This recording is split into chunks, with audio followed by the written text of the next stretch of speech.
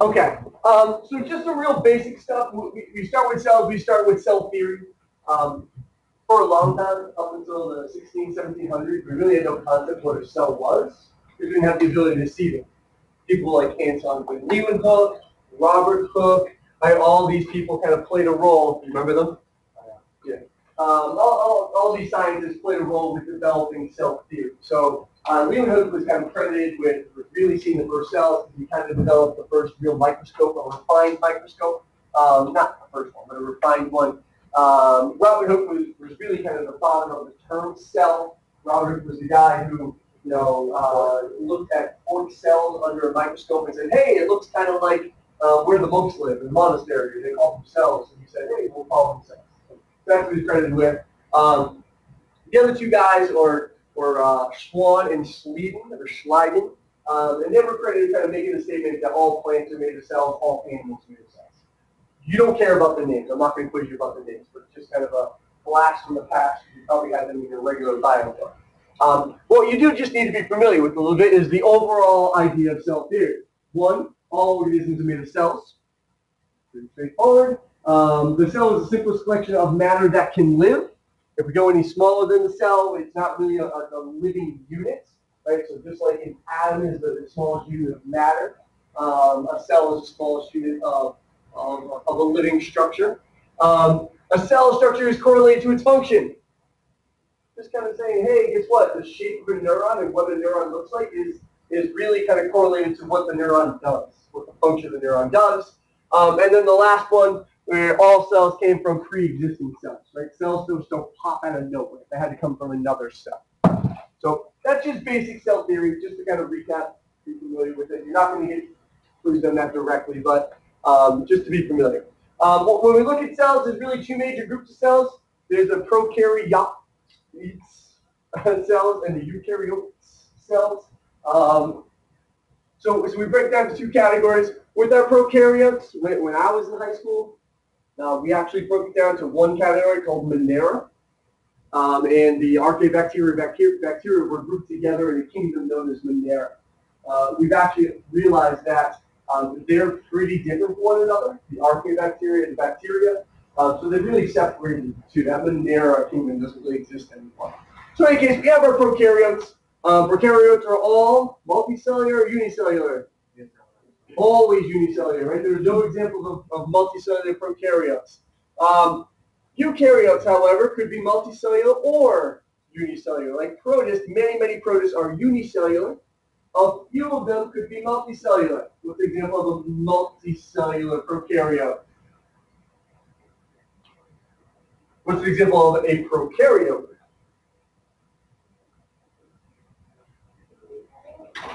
I'm sorry, if I'm saying prokaryote. What's the example of a protist?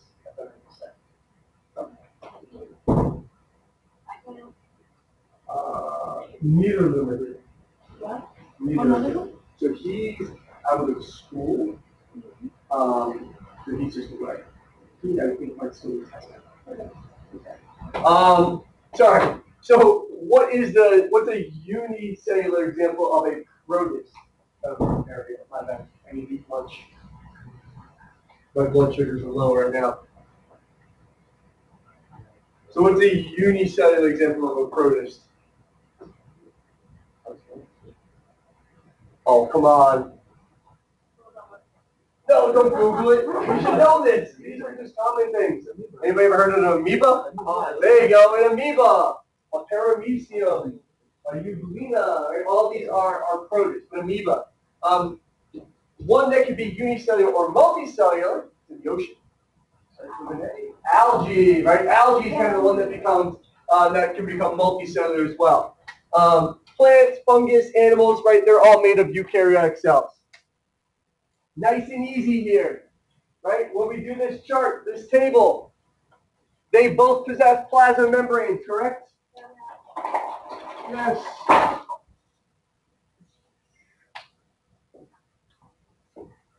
Cytosol with organelles.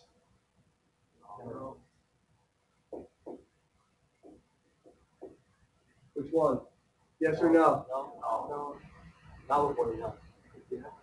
It's yes. Let me change the wording here, though.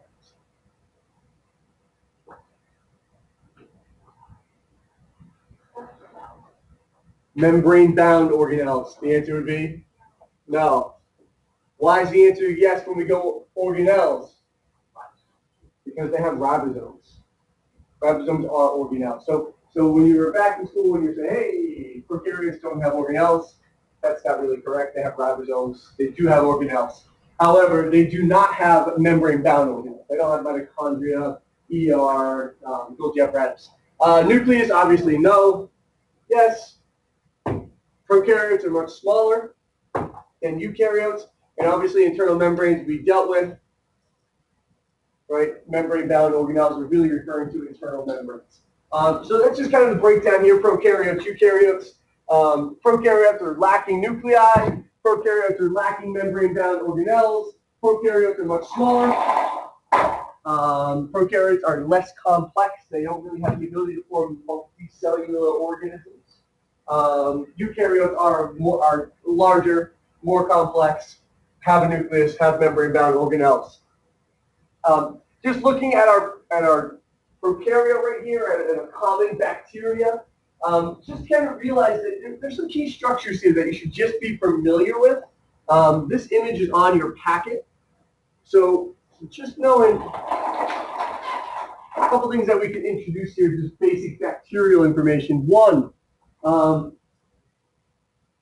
there's no nucleus, but there's a region where the DNA is housed, and we call it a nucleoid. The nucleoid is just kind of the region where the DNA is. How many chromosomes do we have? 23 pairs, right? 46 chromosomes. I argue some of my students only have 45. So in any case, we have 46 chromosomes, 23 pairs. How many chromosomes do bacteria have? Uno. They have one kind of large circular chromosome. So bacterial chromosomes are a large circular chromosome. But that's not the only DNA they have. They have these little fragments. Everybody knows what these little fragments are called. They're big with biotechnology. They're big with genetic engineering. It starts with a P. They're little circular pieces of DNA. We're going to work with them. We're going to transform some bacteria using them.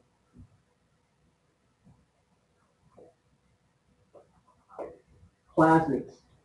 So basic bacterial stuff, right? The region where the DNA houses is a nucleoid. Bacteria have one large chromosome that's located in that nucleoid. They can have these other little DNA fragments, these little DNA circles, known as plasmids. Just good to know they're going to constantly come up throughout the year. The one last thing I just want to focus on here is they have a cell membrane. They have a cell wall, and they have a capsule. My question to you, what's their plasma membrane made out of, mainly, the main component? Lipids, just like ours. What's their cell wall made out of? What's the plant cell wall made out of? Some type of, I don't know if it's cellulose, but it's definitely some type of carbohydrate cell wall. It could be, I'm not positive on that. What's the capsule made out of? You have to look this one up. You sure? Bacterial capsules. What are bacterial capsules formed of? Stuff. Stuff will not get you points. So, polysaccharides is what? The cell wall or the capsule? Ooh. It could have some polysaccharide components.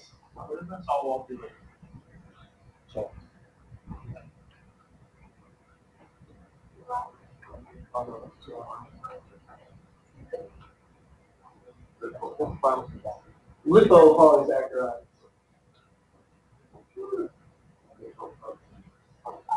Lipoproteins, lipopolysaccharides. What's our consensus here?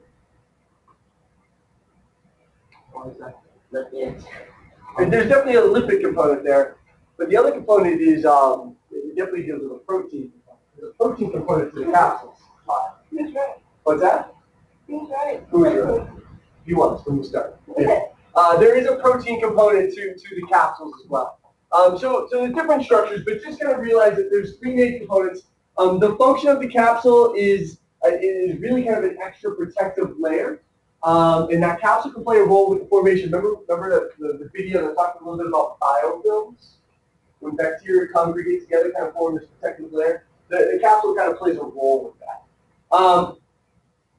With our eukaryotic cells, pretty straightforward. Right? We have a nucleus, we have our membrane down organelles, much larger, more complex, can be multicellular. Easy enough. Everyone okay? Okay, so now we're going to move fast. We'll talk more about the membrane later. Right now, our membrane's phospholipids and proteins, right? The phospholipid bilayer, the fluid mosaic model. All next week we'll be dealing with cell membrane stuff. So we're going to put that to the side. Nucleus and ribosomes, pretty straightforward. Holds genetic information. The outside layer is a nuclear envelope. Has small little pores for RNA to escape, known as nuclear pores. Easy enough. The one thing that we haven't really mentioned is the nucleolus. What's formed in the nucleolus? Not DNA. RNA, but RNA specific for a certain structure or a certain organelle. RNA. RNA is ribosomal RNA. So ribosomal RNA is really formed in the nucleolus. So oftentimes we say ribosomes are formed. Everyone okay with the nucleus? All right. Ribosomes. There's two units, a larger, smaller subunit. We'll get a little bit more specific. We talk about protein synthesis, but very simply, ribosomes make proteins. All of these are part of what system? The one that makes it out of the cell. What's it called? It is kind of part of a transport system. What's the name of the system? We said it yesterday. The what? Membrane. The endomembrane system, right? The endomembrane system. We kind of went through the workings yesterday. So the endomembrane system is the nuclear envelope, endoplasmic reticulum, Golgi apparatus, lysosomes, vacuoles, plasma membranes. All of these are part of the endomembrane system. You could argue the plasma membrane is not, but it's formed from it. So either way. Okay. Our smoothie ER, its main function is to what? Lipid synthesis. However, it does do a few other things. It can help break down carbohydrates. The two big ones, though, are detoxifies the cell. So if you have a liver cells can oftentimes have higher levels of smooth ER because a lot of times detoxification can happen in your liver. Okay? So really the main one with the smooth ER is, yes, it synthesizes lipids, that's the big one, but it also detoxifies the cell, and it's also there for calcium storage. But if I remember two, it detoxifies the cell and synthesizes lipids. Rough ER is pretty straightforward. It modifies proteins and ships vessels. Golgi apparatus does what? It further modifies proteins. More folds, the carbohydrate chain, something like that, going tertiary and quaternary structure. That's fine. That's all we really need. Lysosomes are kind of the internal stomachs. Remember at the end of the video yesterday, it showed that lysosome breaking down mitochondria.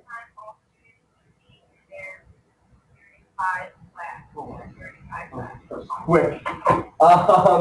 So here's kind of a picture of, right, we're looking yesterday. Here, we have a food particle that's being taken into the cell through endocytosis. Right? That food particle, that is not ready to be dealt with the mitochondria. We need to break that food particle down into smaller components, getting closer to the glucose monosaccharides. In order to break it down, we have these vesicles inside with a lot of digestive enzymes. A lot of times we call them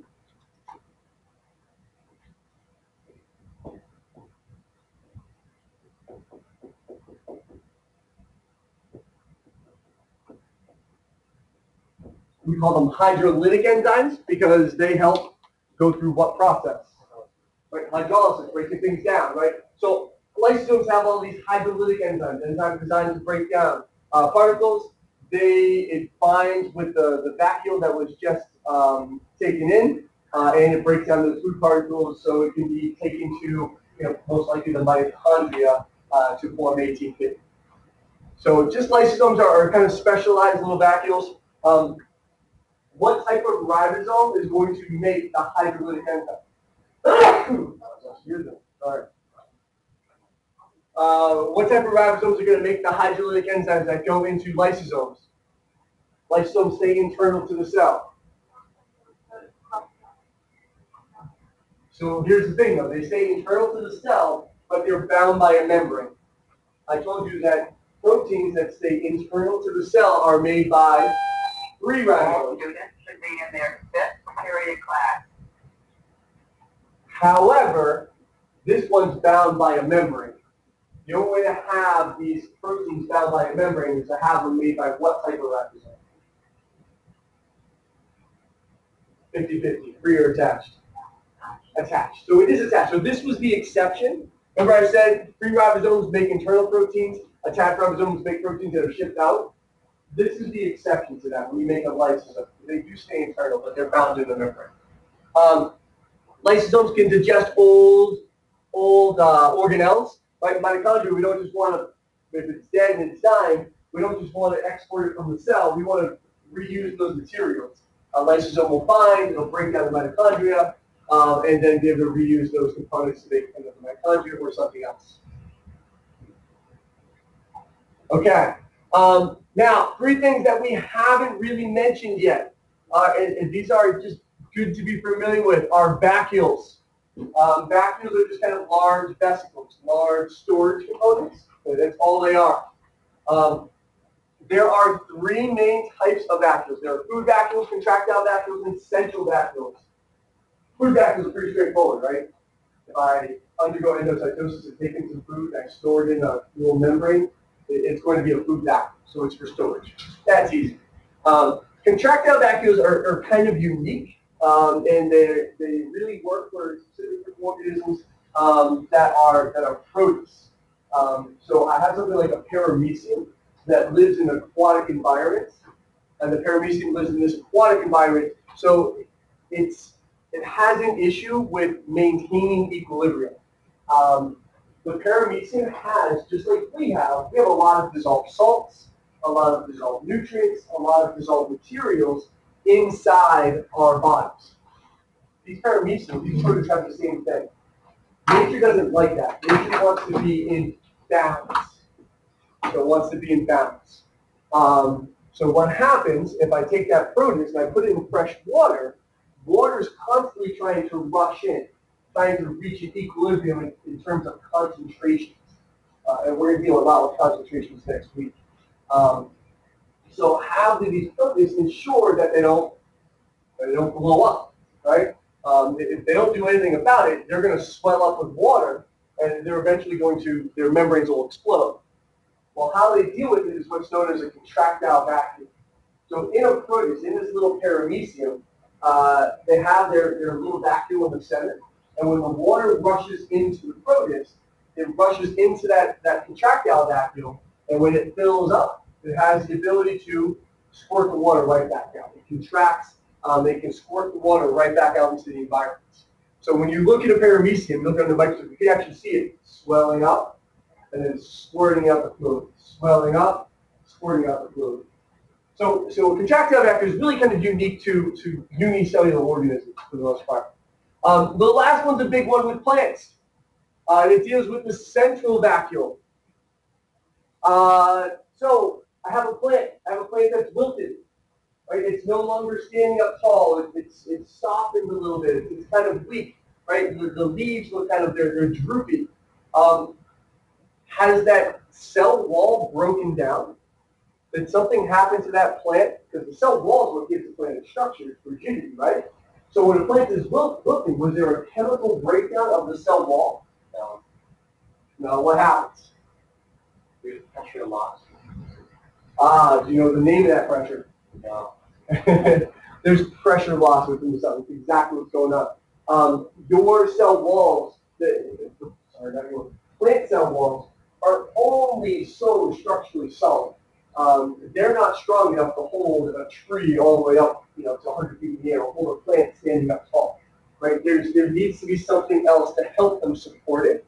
And what actually supports it is the central vacuole. So just kind of example, this is our cell wall, and there's nothing in the middle, and you step on it, right? There's no way that box can support it, right? So what happens when a plant wilts is those plants have lost water, and the volume of water in the central vacuole has decreased. When the volume of water decreases, you get a decrease in outward pressure, which is known as, we should write this down, which is known as Turgor pressure. Turgor pressure is the outward pressure that the central vacuole puts on the cell wall. Now, unlike that protist, right? That protist doesn't want all this water flowing in because it will explode. It's heat contracting. It has to work hard to keep the water out. Unlike that protist, plants do want water constantly rushing in. They do want this pressure because their cell walls aren't going to break because they're supported by their cell membranes are not going to break because they're supported by the cell wall on the outside. So as the water's rushing in, you get Turgor pressure going out, and that helps to kind of maintain the rigidity of the cell wall. Does it change the properties of the organelles? Like, do they act differently when there's more pressure or less pressure because there's more space? It very well might. They're going to want to maintain some type of constant pressure. You're not going to get major fluctuations. But what happens with the plant cell is something known as plasmolysis, where you can have a huge decrease in the volume of water. If water starts rushing out, the cell membrane starts to literally peel away from the cell wall. And as soon as that happens, that plant cell is dead. It can't function like that. So I'm sure there's something, and at that point, those organelles aren't going to function either. For the most part, they're going to try to maintain constant pressure. So the answer is yes. Different pressures would cause differences in the functioning of the organelles. However, the plants try to maintain constant pressure. Say that? If you overwater a plant, well, it's not really going to affect this. Right? By overwatering the plant, you can only get so much water that's going to be absorbed by that plant. You might get increased like evapotranspiration, water evaporating from the leaves of the plant. So they have a way of maintaining water inside. However, if you overwater a plant, you can kill a plant. But really what happens is you start to get kind of problems with the roots. The roots themselves can start breaking down with increased water. So I don't necessarily think it plays a role here with the actual central vacuole, but overwatering a plant can harm a plant. I think it's dealing more with the structure of the roots, not necessarily this. Good question. Okay, 3 things real quick, and then we're done.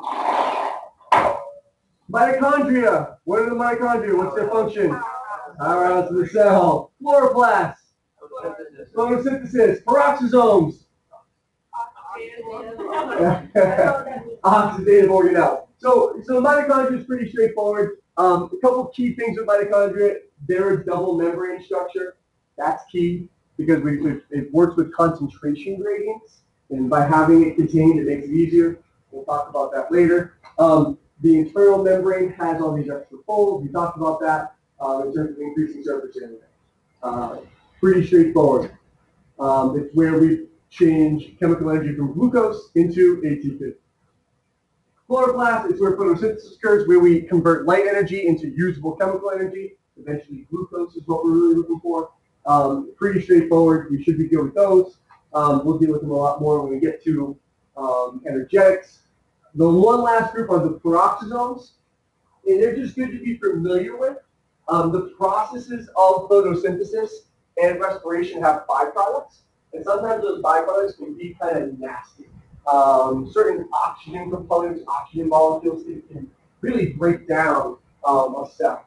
So the peroxisomes are there to absorb a lot of the byproducts of photosynthesis and respiration, and they actually convert it into hydrogen peroxide, H2O2, which is then broken down into just water and diatomic oxygen that's released. So peroxisomes help to kind of detoxify the cell, and they work in conjunction close with mitochondria and chloroplasts. I'm done for today.